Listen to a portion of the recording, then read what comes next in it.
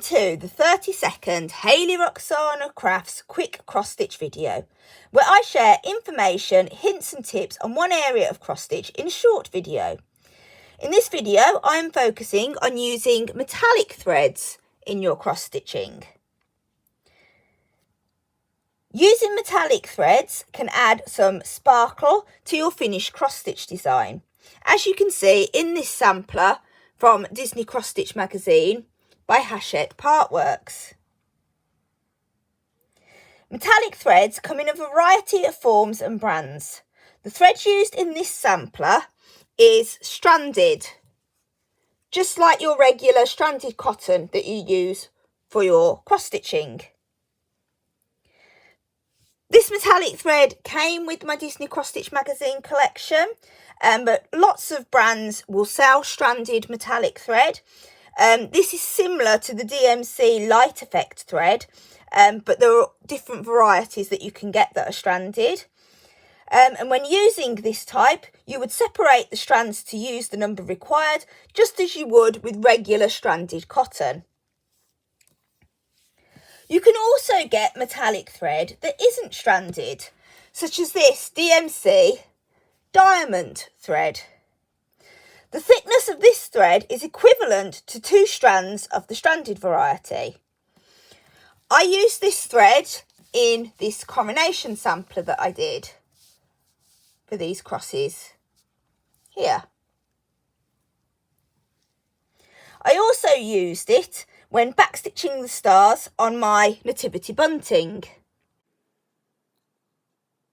Whilst metallic thread can add a special finishing touch to your cross stitch work, many cross stitchers, myself included, can be put off using it as it can be difficult to work with.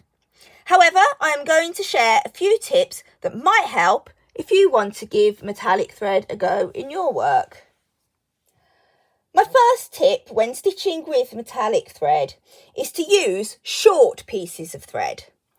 So with regular embroidery thread, I would cut probably about 50 centimetres to work with. With metallic thread, I would cut a piece no longer than between 25 to 30 centimetres instead. And even then you might want to go a fraction shorter, just because I find the shorter pieces tangle up a bit less and are easier to work with.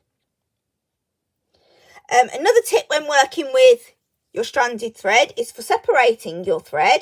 So if you've got stranded metallic, when you're separating it, rather than taking them and pulling them apart sideways, what you want to do is hold it between your thumb and your index finger and then just gently pull upwards to remove a strand. And do this for the number of strands that you require and then pop them back together to work with. Again, I find they just tangle a bit less if you separate them that way. Another tip is to actually use a bigger needle than what you would normally work with. So if I'm stitching on 14 count Aida fabric, I would normally use a size 24 tapestry needle. But if I'm working with metallic thread on 14 count, I would go up to a size 22 tapestry needle instead. It's got that bigger eye.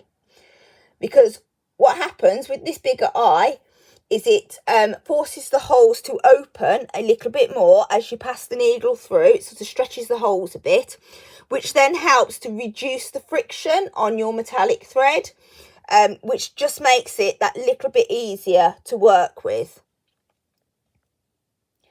When threading your needle with metallic thread, it can be easier to thread it using what I call the folded method.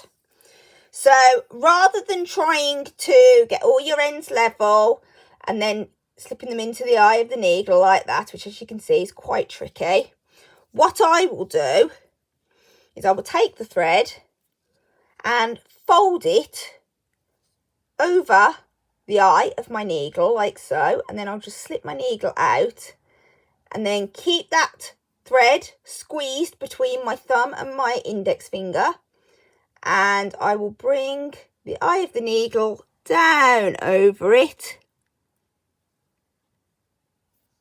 to thread it through, like so. Okay, and then I find that I get all the thread into the needle. When stitching with metallic thread, regular untwisting of the thread by letting your needle dangle down. So if you imagine that's in your work, every now and again you just want to let it have a dangle like that. Just hold it upside down to let the thread untwist. Really helps to prevent knots and can help to make your stitches look a lot nicer on your fabric as well. It's probably best to leave stitching with metallic thread until as late in your project as possible, and preferably leave it until last, as metallic thread can be fragile and snag easily. So if stitches in metallic thread are sat in your project for a while whilst working on other stitches, they can become loose and not look quite as nice when you finished your project.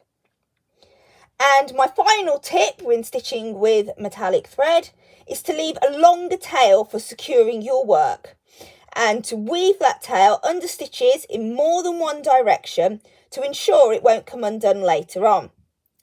I also tie it in a knot first, but I know some cross stitchers really don't like using knots on their work, but that's just a personal choice thing, and for my own peace of mind that my metallic thread is not going to come undone and ruin my work. Take your time when stitching with metallic thread. Practice and patience is key.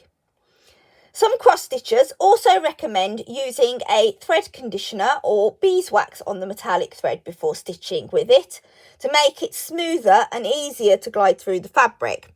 But this is something that's personal preference.